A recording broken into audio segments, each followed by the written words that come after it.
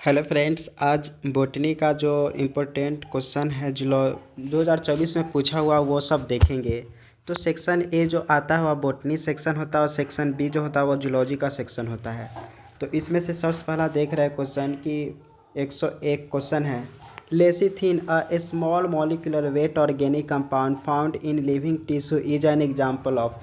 तो लेसिथिन किसका एग्जाम्पल है? अमीनो एसिड, फॉस्फोलिपिड, ग्लिसराइड्स या कार्बोहाइड्रेट्स। तो जो लिसिथिन है वह फॉस्फोलिपिड्स का एग्जाम्पल है। अब 102 क्वेश्चन है कि how many molecule of ATP and NADPH are required for every molecule of CO2 fixed in the Calvin cycle. जब केल्विन साइकिल होते हैं तो उस समय एक मॉलिक्यूल्स को फिक्स करने के लिए, मतलब एक मॉलिक्यूल जो CO2 है इसको फिक्स करने के लिए कितना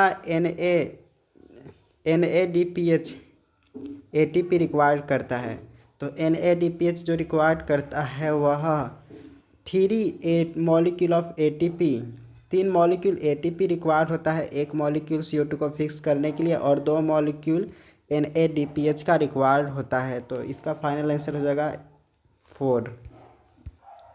थर्ड क्वेश्चन है Hind two always cuts DNA molecule at a particular point called recognition sequence and it consist of.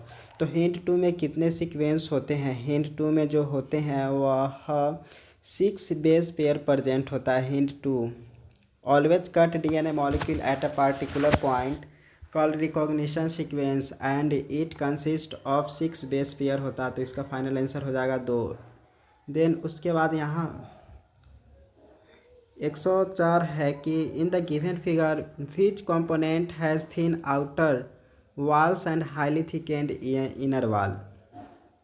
तो इसमें पहचानना है कि outer walls, thin outer walls होता है और हाईली थिकेंड इनर वॉल, इसमें से किसके पास होता है? तो ये जो होते हैं, ये जो देख रहे हैं आउटर थिन वॉल और ये थिक वॉल भी होते हैं। तो यहाँ पर हो जाएगा आंसर, फाइनली देखेंगे तो सी में जो है वह आंसर हो जाएगा। तो इसका हो जाएगा ये। उसके बाद 105 क्वेश्चन है द को factor of the enzyme carboxy peptide.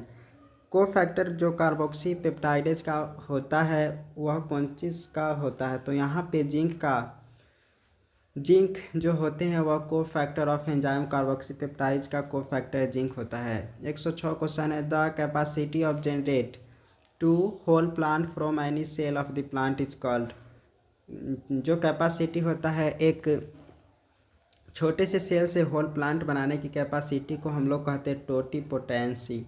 तो 106 का हो जाएगा आंसर 1। अब 107 क्वेश्चन है, मैच करना है इसमें। तो ये सब ध्यान में होना चाहिए कि जो राइजोपस होते हैं, जो इसमें से आता है वो आप कर सकते हैं। यूस्टिलागो राइजोपस सबसे पहले हो गया, ब्रेड फंगस, फिर उसके बाद पक्सिनिया जो होते हैं वह rust fungus, use Agaricus mushroom से रिलेटेड है, यूस्टिलागो स्मूथ फंगस। तो इसका देखते हैं क्या आंसर है। 107 यहाँ पर ऑप्शन से मिलान करना है। तो 107 में जो देख रहे हैं राइजोपस जो है वह ये वाला, मतलब ब्रेड फंगस होते हैं, मतलब ब्रेड मूड होते हैं। उसके बाद यूस्टिलागो जो है, यूस्टिलागो को स्मूथ फंगस, फिर पक्सिनिया को ये रस्ट फंगस कहते हैं। तो फाइनली आंसर हमारा, और ये अगारिकस को मशरूम। तो हमारा ए हो जाएगा आंसर। उसके बाद देख रहे हैं 108 question given below are two statements. Statement 1 है BT toxin are insect group specific and coded by cry 1AC। BT toxin या क्राई एवन AC से रिलेटेड है। तो यहाँ पे जो देख रहे हैं coded by cry 1AC BT toxin, तो पहला बात तो सही है। सेकेंड है BT toxin exist in active protoxin in B thuringiensis. However, after ingestion by insect, the inactive protoxin gets converted into active form due to acidic pH of insect gut. तो insect गट यहाँ पे पता करना है कि कौन सा सही और कौन सा। तो जो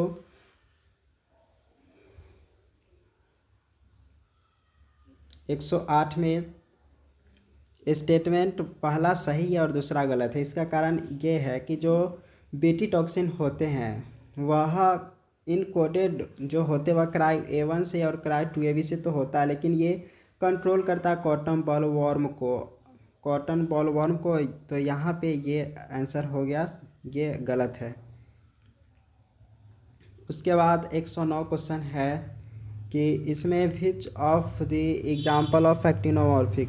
तो एक्टिनोमॉर्फिक का एग्जाम्पल इसमें है धतूरा है, बाद बाकी ये तीनों जाइगोमॉर्फिक का एग्जाम्पल है धतूरा, याद रख लीजिए।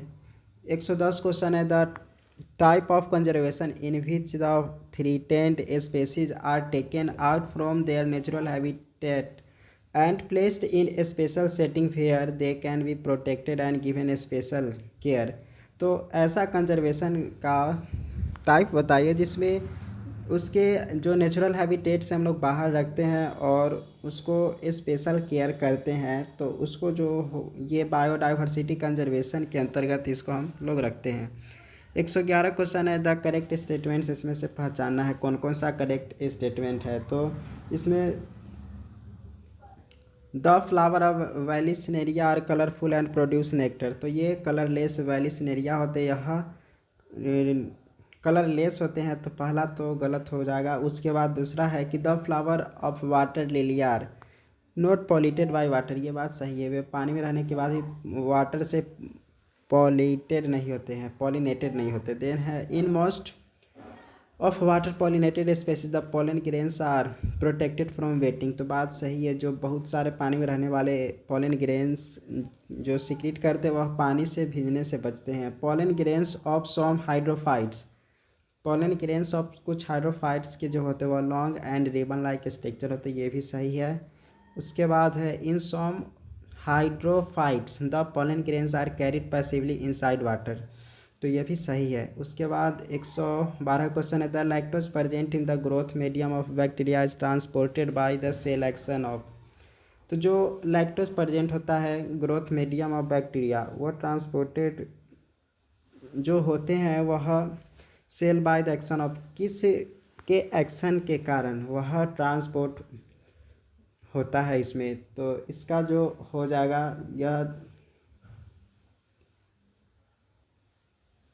परमिएज जो होता है उसी के हेल्प से the lactose present in the growth medium of bacteria is transported to the cell by the action of, इसके एक्शन से वो ट्रांसपोर्ट होता है। देन है मैच करना है इसमें से, तो इसमें कौन सा बैक्टीरिया क्या काम करता है, जैसे क्लोस्ट्रिडियम ब्यूटाइलिकम। तो जो यहाँ पर ये ब्यूटारिक एसिड के द्वारा प्रोड्यूस होते हैं। उसके बाद स्ट्रेप्टोकोकस स्पेसिस, तो ये स्ट्रेप्टोकाइनेज से रिलेटेड है।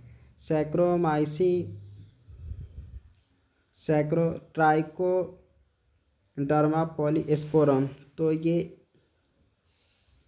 इससे रिलेटेड है। तो इसका फाइनली देखेंगे, मिलान करेंगे इसी से, तो यहाँ पर हो जाएगा ए का 3, उसके बाद यहाँ पे जो देखे हैं डी का 2, ए का 3, यहाँ भी डी का 2, तो फाइनली आंसर हो जाएगा 4। ऐसे 2-3 करके भी आप मिला सकते हैं। तो अब आंसर आसानी से पता कर सकते हैं, बी का यहाँ पे 1 हो जाएगा। तो बी का सैक्रोमाइसिस सर्विसी जो हो गया वह इथेनॉल है, और ट्राइकोडर्मा पॉलीस्पोरम साइक्लोस्पोरिन ए है। तो ऐसे आप आराम से मिला सकते हैं।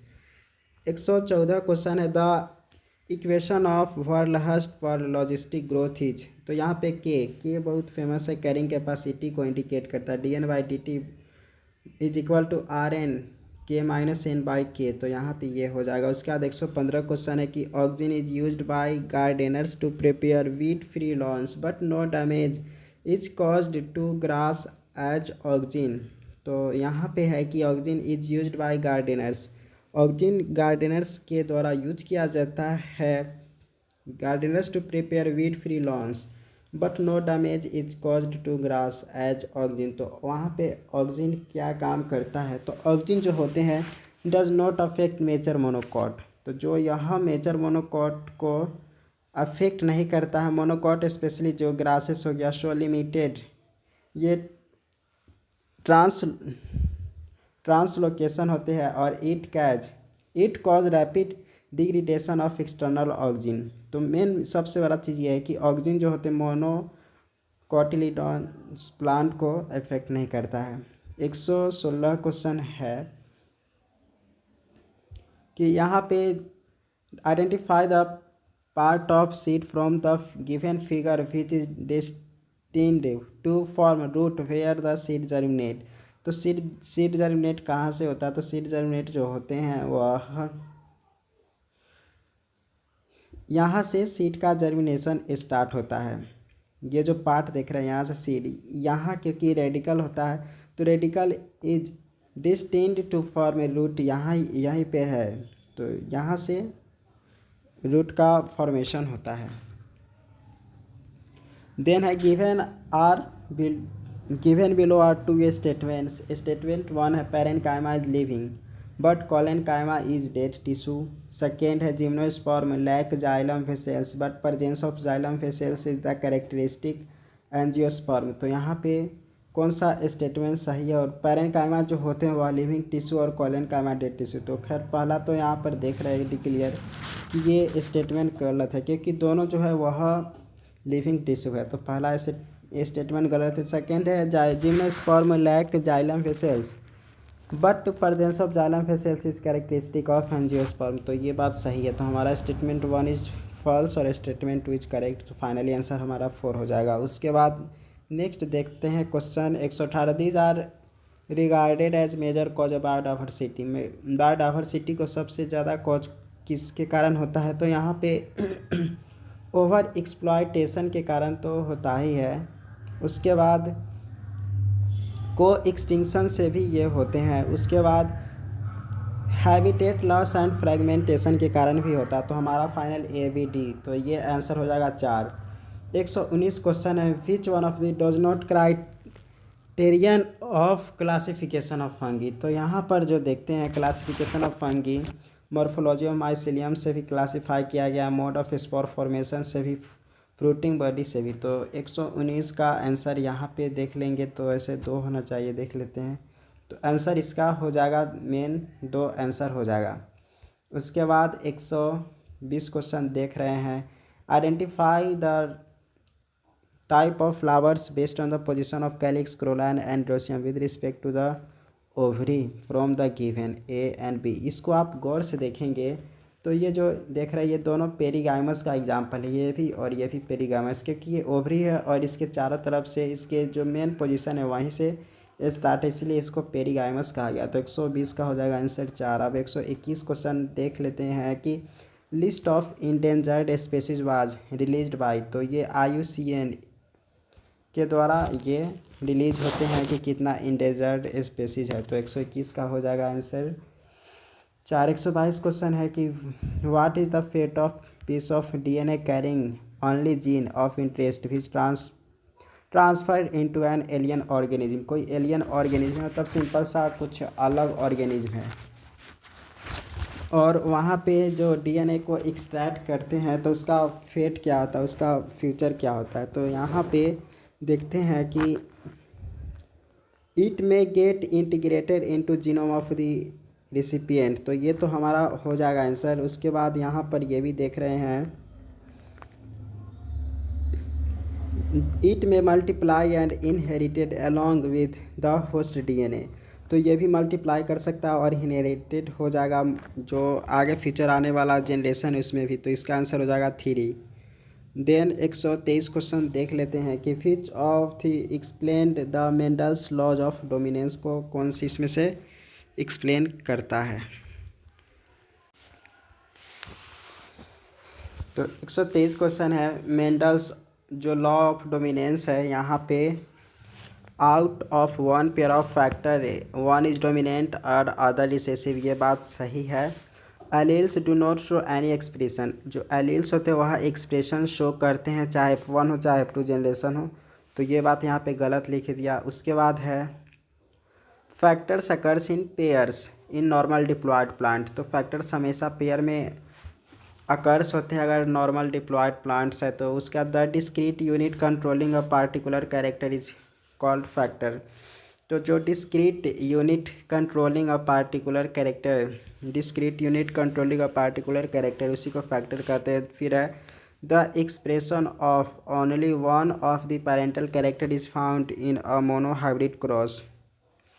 तो the expression of only one of the parental character जो होते हैं वह सिर्फ मोनोहाइब्रिड क्रॉस में होते, तो इसका ACDE, तो ACDE, तो हमारा इसका ACDE ये है, तो हमारा फाइनल आंसर 2 हो जाएगा। उसके बाद 123 हो गया। 124 क्वेश्चन है, inhibition of succinic dehydrogenase enzyme by malonate is the classification example of, तो ये किसका एग्जाम्पल है? कॉम्पिटिटिव इनहिबिशन का एग्जाम्पल है inhibition of succinic dehydrogenase.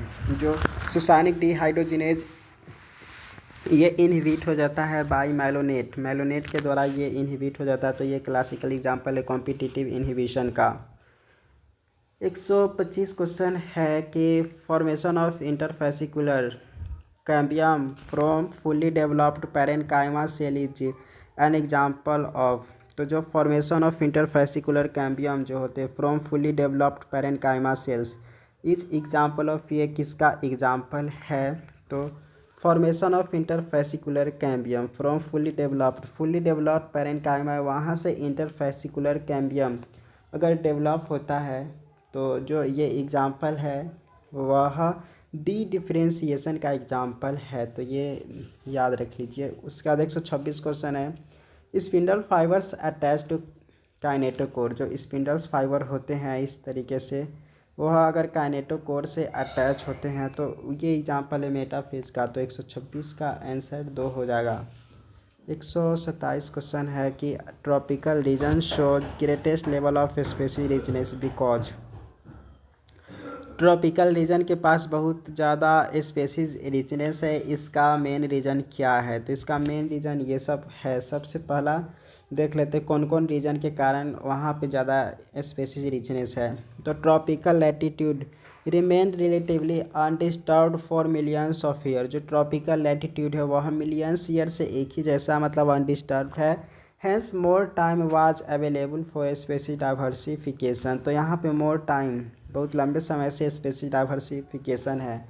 Tropical environment are more seasonal, तो मोर सीजनल तो नहीं है, वहाँ पे ये नहीं होगा, ये रीजन के कारण ज़्यादा स्पेसीज रिचनेस है। देन उसके बाद है more solar energy is available in tropics, तो मोर सोलर एनर्जी वहाँ पे है। Constant environment promote niche specialization, तो कॉन्स्टेंट इन्वायरमेंट्स जो होते प्रमोट करता है नीचे स्पेशलाइजेशन को। Tropical environment are constant and predictable, तो ट्रॉपिकल इन्वायरमेंट्स जो होते हैं कॉन्स्टेंट एंड प्रिडिक्टेबल है, तो ACDE आंसर हो जाएगा। 127 का 1। 128 क्वेश्चन है कि गिवन बिलो आर स्टेटमेंट से, और इसमें से यहाँ पे पहचानना है कि choose the correct answer from the given below. तो chromosome become gradually visible under microscope during leptotene stage, तो यहाँ पे लेप्टोटीन स्टेज में जो क्रोमोजोम होते हैं वह विजिबल अंडर लाइट माइक्रोस्कोप, मतलब ये बात तो सही है। उसके बाद the beginning of diplotene, the beginning of diplotene stage is recognised by dissolution of synaptonemal complex, तो ये भी बात सही है। Both statements are true. 128 question है, match the list 1 and list 2, तो लिस्ट 1 तो nucleus centriole leucoplast Golgi apparatus, तो सबसे पहले सेंट्रियोल को ये ध्यान में रखिए, कार्टिहिल लाइक ये होते हैं का ऑर्गेनाइजेशन लाइक द कार्टव्हील, तो ये बात सही है इसमें। उसके बाद ल्यूकोप्लास्ट जो होते हैं वह फॉर स्टोरिंग बॉडी, जो प्लांट्स होते हैं वो स्टोरिंग बॉडी के लिए काम करता है। Site for active ribosomal RNA synthesis का साइट है यहाँ पे न्यूक्लियस, और गोल्जी अपैरेटस जो होते हैं वह site of formation of glycolipid, तो ए का हो जाएगा 3, बी का 2, ए का 3, बी का 2, सी का 4, देख लेते सी का 4, तो फाइनली आंसर 129 का हो जाएगा 1। उसके बाद है bulliform cells are responsible for, bulliform cells जो होते हैं responsible inward curling of leaves in monocot, तो इसका ये कारण है। 130 का 1 हो जाएगा।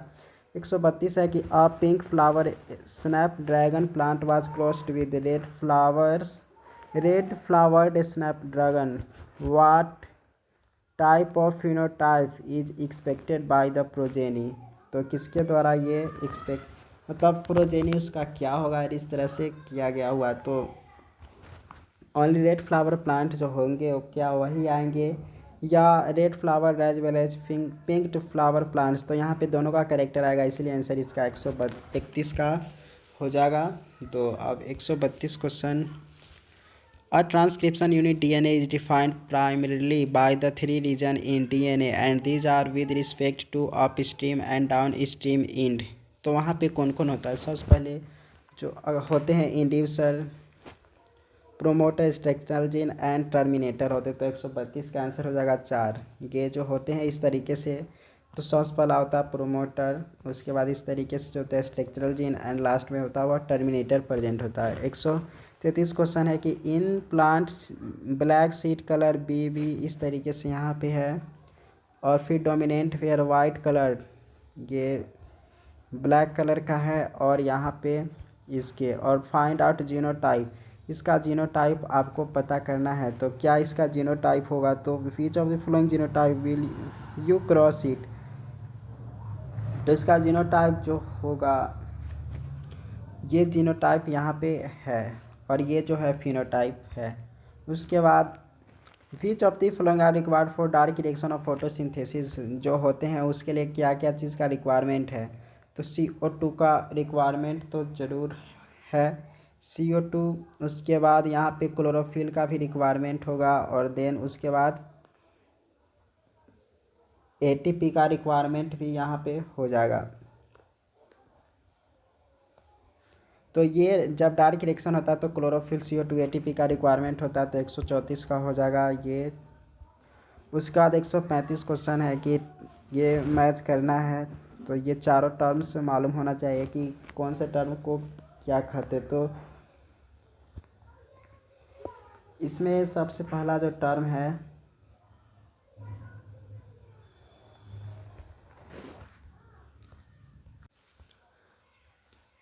तो मैच करना है 2 और मोर अल्टरनेटिव फॉर्म ऑफ जीन, 2 या 2 से अधिक अल्टरनेटिव फॉर्म जो जीन का होता है उसको एलील कहते हैं।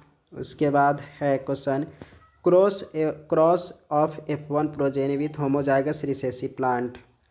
तो ये जो होते हैं उसको टेस्ट क्रॉस कहते हैं।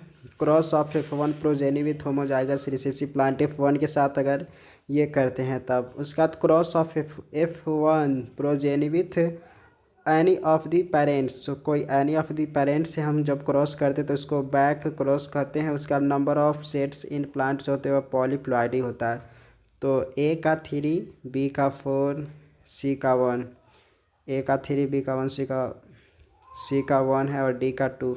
तो फाइनल हमारा आंसर हो जाएगा 3। 136 क्वेश्चन देख रहा है कि the DNA present in chloroplast, DNA जो प्रेजेंट होता है क्लोरोप्लास्ट का वह, तो DNA प्रेजेंट इन क्लोरोप्लास्ट में जो DNA प्रेजेंट होता है वह सर्कुलर होता है और डबल स्टैंडर्ड होता है। तो आंसर हो जाएगा इसका ये 2। उसके बाद 103 क्वेश्चन है, मैच करना है ये अलेक्जेंडर वॉम हम्बोल्ट। तो ये बहुत ख़ास है।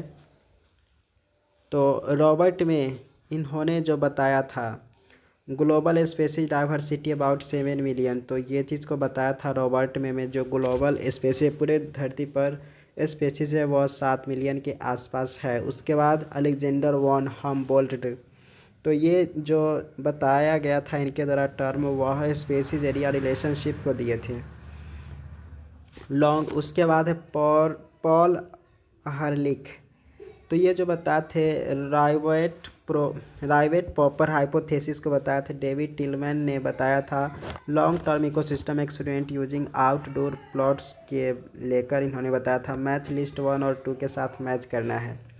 तो मैच लिस्ट 1 रोज पी कॉटन, तो ये इसमें जो देख रहे हैं मैच करना है। रोज जो है सबसे पहले यहाँ पे देख लीजिए, ड्रूप जो होते खाने वाला प्लांट्स होते, तो ये हो जाएगा इसका D का 3। तो D का 3 आप देख सकते हैं, वैसे तो इसी से पहचान सकते हैं D का 3 ये है। उसके बाद रोज जो होते हैं वह पेरीगाइमस फ्लावर होते हैं। उसके बाद P में देखते हैं मार्जिनल प्लासेंटेशन होता है, कॉटम में ट्विस्टेड एस्टिवेशन होता है, तो इसका ये आंसर हो जाएगा। उसके बाद 139 है, विच of the following statement regarding the process of replication in E coli, replication E coli में होता है उससे रिलेटेड इसमें से कौन सा स्टेटमेंट सही है। तो इसमें जो होते हैं the DNA dependent DNA polymerase catalyse polymerisation, जो DNA dependent DNA polymerase catalyse polymerisation of 5' से इंड से 3' से डायरेक्शन की तरफ ये होते हैं। उसके बाद 138 क्वेश्चन है, identify the correct description about given figure. तो इस फिगर में जो देखते हैं वहाँ पे क्या है, तो विंड पॉलिनेटेड प्लांट या वाटर पॉलिनेटेड फ्लावर्स या क्लिस्टोगोमस फ्लावर या कॉम्पैक्ट इन्फ्लोरेसेंस। तो इसमें ये जो है ये वाला wind pollinated plant inflorescence showing well exposed stamens यहाँ पे दिखाई दे रहा है और ये वेल एक्सपोज्ड है, अच्छे से दिखाई दे रहा है। उसके बाद 140 क्वेश्चन है, मैच करना है कि कौन सा साइकिल किस में अकर्स होते हैं। तो ये सिट्रिक एसिड साइकिल सबसे पहले जो है, तो सिट्रिक एसिड साइकिल या माइटोकॉन्ड्रियल मैट्रिक्स में होते हैं। Citric acid cycle mitochondrial matrix में, ग्लाइकोलाइसिस जो होते हैं वह साइटोप्लाज्म में होता है, तो ग्लाइकोलाइसिस इससे रिलेटेड है। इलेक्ट्रॉन ट्रांसपोर्ट सिस्टम जो होते इनर माइटोकॉन्ड्रियल मैट्रिक्स में होते, electron transport system inner mitochondrial membrane में और proton gradient inter membrane space के बीच में होता। तो फाइनल आंसर है हो जाएगा ए का 2, बी का 1, ए का 2, बी का 1, सी का 4, डी का 2, तो इसका आंसर हो जाएगा 2। उसके बाद 141 क्वेश्चन है, read the following statement and choose the correct statement. इसमें से कौन कौन सा स्टेटमेंट सही है, वो फियोफाइसिस से रिलेटेड है, फियोफाइसिस से रिलेटेड इसमें से करेक्ट स्टेटमेंट को चुनना है। तो asexual reproduction occurs usually by flagellate, तो ये यूजुअली इसके द्वारा आकर्षण होता है, ये गलत है। उसके बाद नेक्स्ट क्वेश्चन देखते हैं,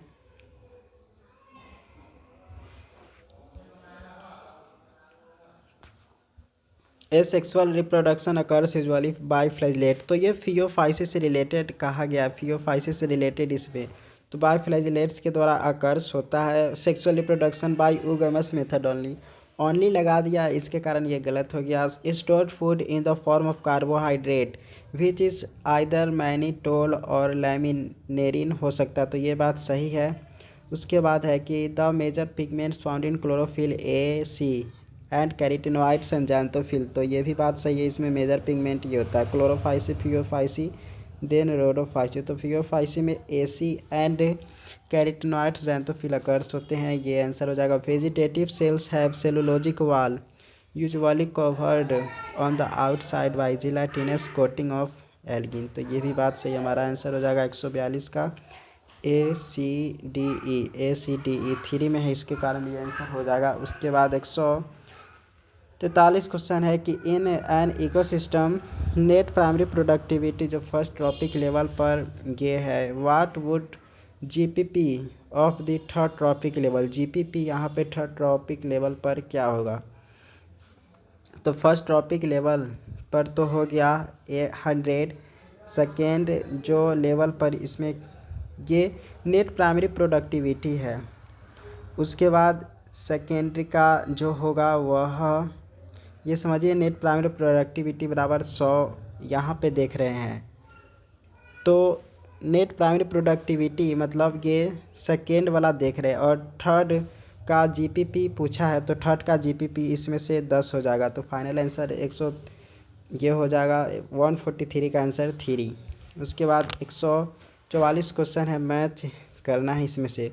तो ग्लूट जो होते हैं वह enables glucose transport into cell का काम करता है, इंसुलिन है वह हार्मोन है, ट्रिप्सिन जो है वह एक एंजाइम है, कोलाजन जो है इंटर सेलुलर ग्राउंड सब्सटेंस है। तो इस तरीके से है, ए का 4, बी का 1, ए का 4, बी का 1, सी का 1, डी का 2, तो ऐसे आप मिला सकते हैं।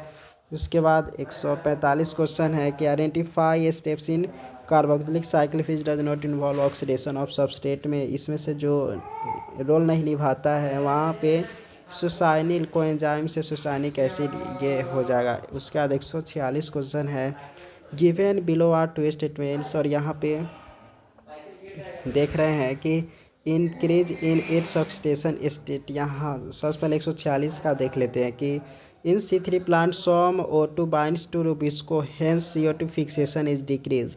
तो क्या यहाँ पे ये बात सही है? तो यहाँ पे इन C3 प्लांट में O2 जो होते बाइंड रूबिस्को से बाइंड करता है, जिसके कारण CO2 फिक्सेशन घट जाता है C3 प्लांट में। और in C4 plants mesophyll cell very little phosphor respiration while bundle sheath cell do not show photorespiration. तो ये बात गलत है। यहाँ पे कह रहा है कि in C4 plant mesophyll cell show very little photorespiration while bundle sheath cell do not photorespiration. तो बंडल शीट भी शो करता है, तो ये टी और यहाँ पे फॉल्स। तो इसका फाइनल आंसर हो जाएगा 3। 147 क्वेश्चन देखते हैं, मैच करना है। Monadelphous, polyadelphous, diadelphous, इसमें से कौन कौन सा है?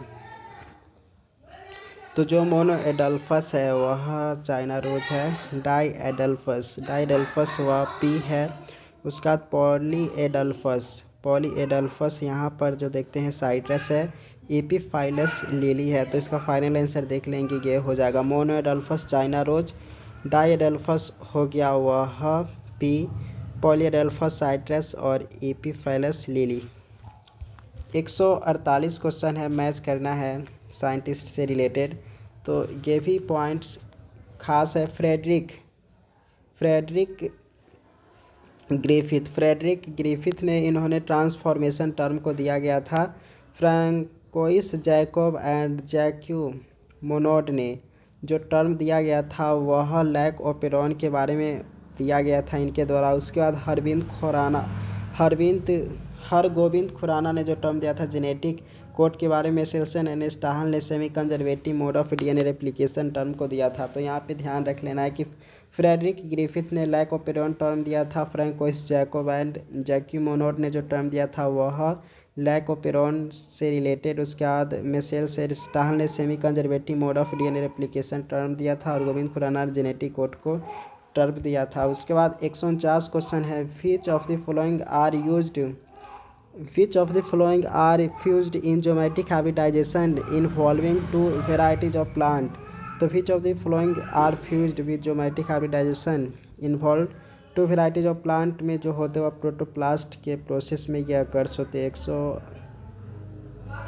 149 का आंसर हो जाएगा 3। उसके बाद 150 जो कि लास्ट क्वेश्चन है बॉटनी का। Spraying sugarcane crop with which of the following plant growth regulators increase the length of stem thus increase the yield. तो इसमें से स्प्रेइंग शुगर केन क्रॉप में क्या चीज़ को स्प्रे करते हैं? तो वहाँ पे जो जिबरेलिन्स को स्प्रे करते जिसके कारण प्लांट ग्रोथ रेगुलेटर्स वहाँ पे increase the length of stem और इंक्रीजिंग द यील्ड। तो जिबरेलिन्स को ये करते हैं। और जूलॉजी को तो बता चुके हैं, ऐसे ही आप पढ़ने के लिए सब्सक्राइब जरूर कीजिए। तो थैंक यू सो मच।